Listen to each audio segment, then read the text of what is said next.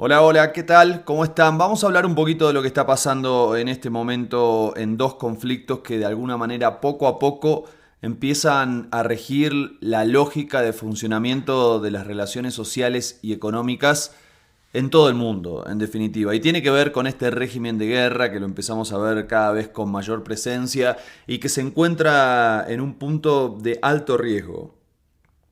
Y me refiero, en primer lugar, a la carrera diplomática que se está llevando adelante en este momento para retrasar y minimizar los riesgos de una escalada del conflicto que se está visualizando en Medio Oriente. Todo esto en el medio de un nuevo ataque israelí que mató a más de 100 personas en el centro de Gaza. El argumento de Israel es que allí funcionaba un centro de operaciones de Hamas.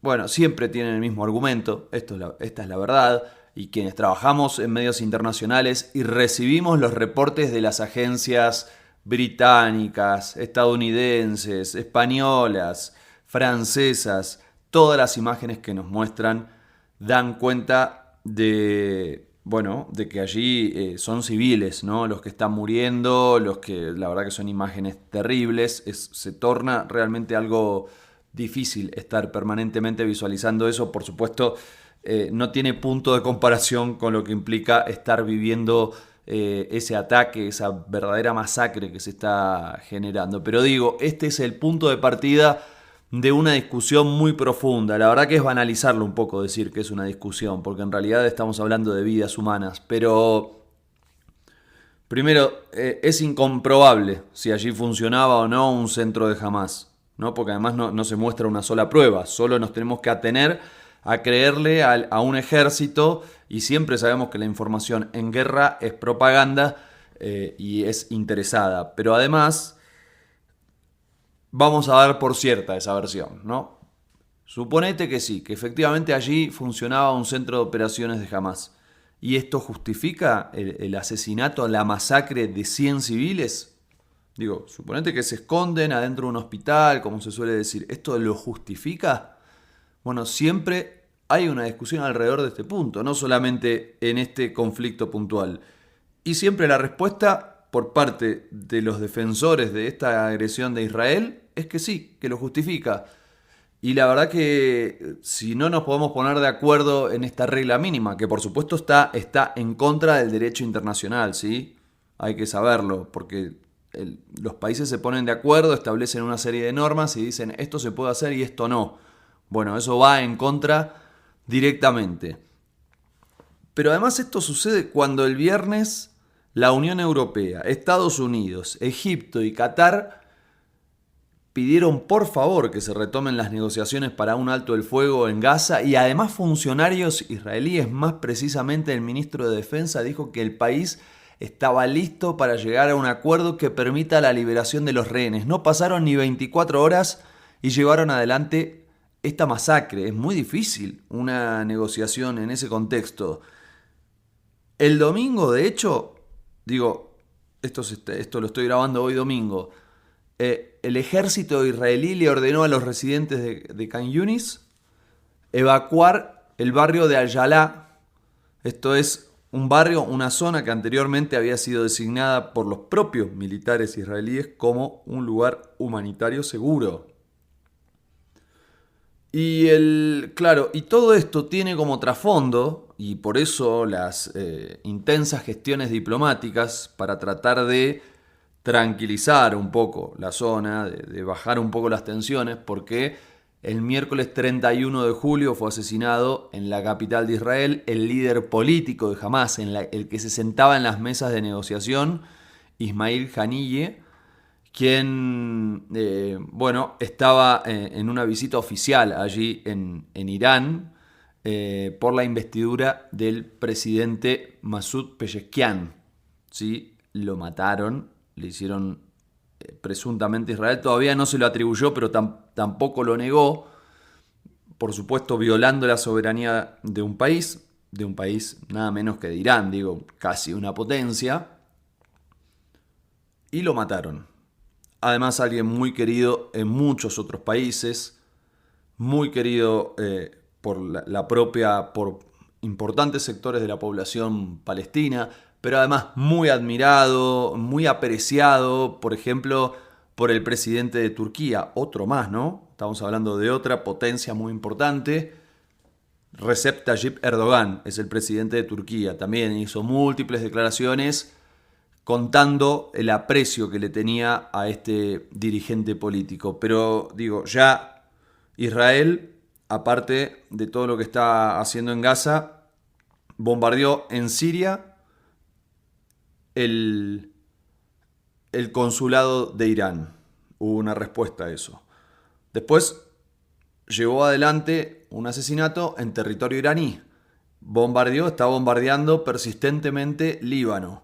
Y lo mismo hizo en Yemen, en contra de los hutíes. Es decir, está en una fase expansionista y de agresiones y de bombardeos violando la soberanía de distintos países, que es verdaderamente asombroso y que, claro, obviamente conduce a una escalada porque se sienten afectados esos países. Es inevitable, ¿eh? Acá no hay buenos ni malos, no digo, pero es esperable que si hay una acción haya una reacción lógica por cómo funcionan las cosas.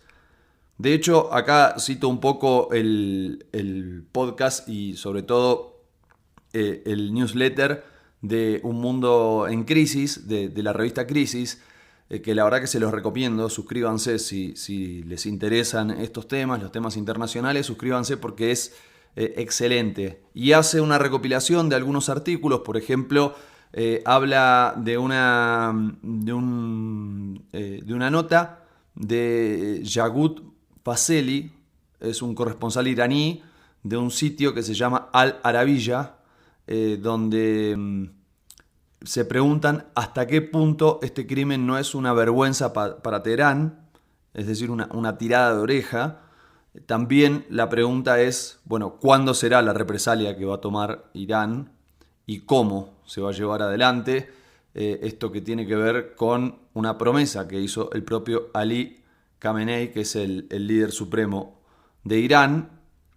El mundo está totalmente expectante de esta situación. Te decía hace un ratito, hay muchísimos movimientos diplomáticos porque esto realmente puede llegar a tener una escalada preocupante. El diario inglés The Telegraph da cuenta de una discusión al interior del propio Irán entre la Guardia Revolucionaria y el propio presidente Masoud Pezeshkian, quien está proponiendo, bueno, desescalar un poquito. Él es un reformista, es alguien un poquito más alejado al líder supremo, pero de todas maneras, bueno, hay que ver cómo se resuelve eso. El martes, al mismo tiempo, y acá viene el otro panorama que tiene que ver con la guerra, con este mundo en guerra que estamos atravesando. El martes, las tropas que responden a Kiev ingresaron a la provincia de Kursk, donde un movimiento sorpresivo y eficaz, esto también lo cita Un Mundo en Crisis, tomando lo que dice Pablo del Amo, que es del sitio español Descifrando la Guerra. Dice, él lo califica de sorpresivo y eficaz, y también, leyendo un poco este portal, dice que una de las hipótesis más fuertes es que buscan distraer la atención de Rusia del Donbass, y claro, y de esa manera relajar un poco la presión que tienen en esa zona. Realmente el golpe fue muy fuerte. Hay quienes dicen que se trata de una acción demasiado arriesgada. También dicen que esto generó muchísima indignación en el Kremlin, sobre todo por parte del propio presidente. Y además se publicaron ya en el día de hoy algunas imágenes donde muestran la represalia de Rusia con algunos tanques. Esto me llegaba cuando estaba en el trabajo en algunas agencias. Algunos tanques ucranianos parcialmente destruidos, incendiados, algunos móviles, algunos vehículos también que estaban allí totalmente destruidos. Claro, siempre hay que tomar con muchas pinzas, ¿no? La información que se difunde por el lado de las partes.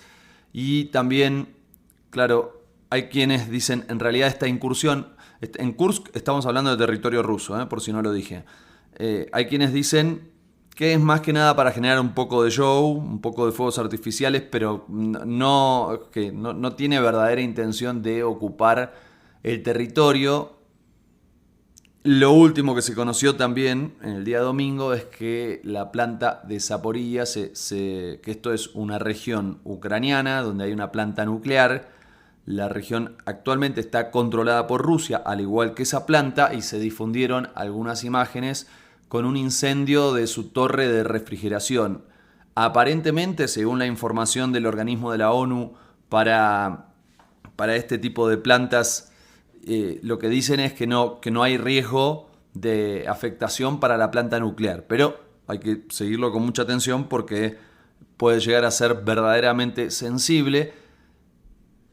Y esto empieza a mostrar una escalada cada vez más intensa, cada vez más fuerte del conflicto, que tiene un impacto directo en lo que vimos el lunes pasado, el famoso lunes negro, el derrumbe de los mercados, que después tuvo una recomposición, es cierto, y llegó al viernes prácticamente con el mismo número, y suele ser así, tienen como rebote los mercados, pero hay que ver qué va a pasar. Todavía no es seguro.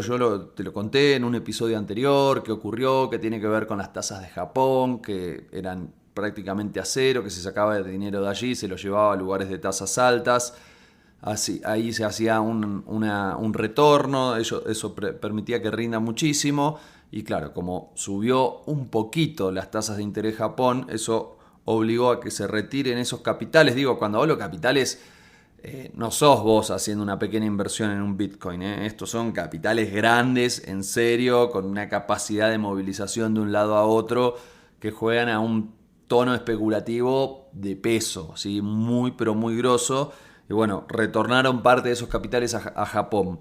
Claro, pero eso no es lo único que afecta, porque el otro tenía que ver con la probable recesión que se está especulando en Estados Unidos, producto de que las cifras de desempleo no dieron demasiado bien, tampoco dieron demasiado mal, pero con eso alcanzó como para que haya un temor en Estados Unidos ante la posibilidad de que se empiecen a bajar un poco las tasas de interés, justamente porque cuando se suben las tasas de interés, eso afecta la producción, afecta el consumo y en definitiva termina generando esta recesión. Y entonces, ¿cuál es la especulación? Que como la suba de tasas afecta a eso, lo que van a hacer es bajarlas. Y como las van a bajar, esos capitales que estaban rumbeando hacia Estados Unidos y otros países que tienen tasas altas, empiezan como a tener cierta preocupación y los empiezan a llevar hacia otros, a retornar a Japón o a otros lugares del mundo. Claro, ¿y qué tiene que ver todo esto con la guerra? El precio del petróleo. ¿Por qué? Porque todo este conflicto bélico se desarrolla en el marco de zonas que por ahora parecen no estar afectadas en cuanto a la comercialización internacional del petróleo y de otras fuentes energéticas, pero, ojo, de hecho la región de Kursk, donde se está desarrollando el conflicto en Rusia con esta incursión de Ucrania, tiene como dato sobresaliente el transporte de gas desde Rusia hacia Europa. Todo parece funcionar por ahora, no hay afectación, pero esto empieza a impactar en el precio del petróleo. Hay un serio riesgo de que haya un aumento, que esto directamente impacte en Estados Unidos y genere una consecuencia en la inflación que luego obviamente puede llegar a tener un peso también en las elecciones de Estados Unidos, ¿sí? En dos sentidos las guerras pesan en Estados Unidos. Por un lado, por la inflación que generan, y por otro lado, sobre todo en la causa palestina, el enojo que hay con buena parte del electorado demócrata para con lo que está haciendo Israel en este momento, que para mí ya escapa la idea de una guerra. Fíjense ustedes las diferencias que hay entre lo que pasa en este momento en Medio Oriente y lo que ocurre en Ucrania. Lo de Ucrania lo vemos como un enfrentamiento entre dos ejércitos regulares con una guerra de trincheras bien claras donde uno avanza, otro retrocede, se van ocupando o liberando zonas, pero todo es bastante estructurado y bastante clásico en ese sentido, con toda la actualización tecnológica que por supuesto puede haber en este momento. En cambio, uno ve lo que está pasando en Medio Oriente y sobre todo en la Franja de Gaza y primero no es una guerra entre dos ejércitos regulares, claramente, ¿no? Porque las resistencias o las guerrillas o como lo quieran llamar, los grupos armados palestinos no son un ejército regular, entrenado, o sea, sí entrenado, pero digo, no es un ejército como los que tiene cualquier estado. De hecho, no tienen ni estado, ¿sí? No tienen estado reconocido, quiero decir, ¿sí? Y mucho menos unas fuerzas armadas regulares, reconocidas en distintos lugares del mundo. En cambio, Israel sí, claro, es uno de los ejércitos más poderosos del mundo, financiado, soportado, ya lo sabemos, por Estados Unidos. Y cuando uno ve lo que pasa, casi que no es una guerra, es directamente una invasión, una ocupación, un desplazamiento forzoso y, bueno, hay países que están llevando adelante una denuncia por genocidio en la Corte, en la Corte Internacional de Justicia, la CIJ. Entonces, todo eso, todo ese combo va generando también tensión en las elecciones de Estados Unidos y en los mercados. Hay que ver qué va a pasar en los próximos días. Porque esto que yo te decía con respecto a la tasa de Japón, ya anunciaron que van a seguir aumentando la tasa de interés. Entonces, bueno, hay que esperar. Y hay que esperar, por supuesto, a las elecciones de Estados Unidos, estar muy atentos a lo que allí pueda ocurrir. ¿Qué se puede decir de todo esto para nuestra región? Bueno, primero saludar que somos un continente de paz, que no tenemos guerras entre los países, que no tenemos ya casi guerras internas, hay resabios, hay algunos conflictos, hay algunos temores, como lo que está sucediendo en Venezuela, pero actualmente somos, y desde hace muchos años, somos un terrorismo de paz. Por eso, por ejemplo, a mí me cuesta, y un poco se lo planteaba a mis compañeros de trabajo, seguir los conflictos bélicos. No soy un especialista en seguridad, ni en temas de guerra, ni en temas bélicos. Y claro, en parte porque siempre me tocó cubrir democracias y vivir como una realidad relativamente pacífica.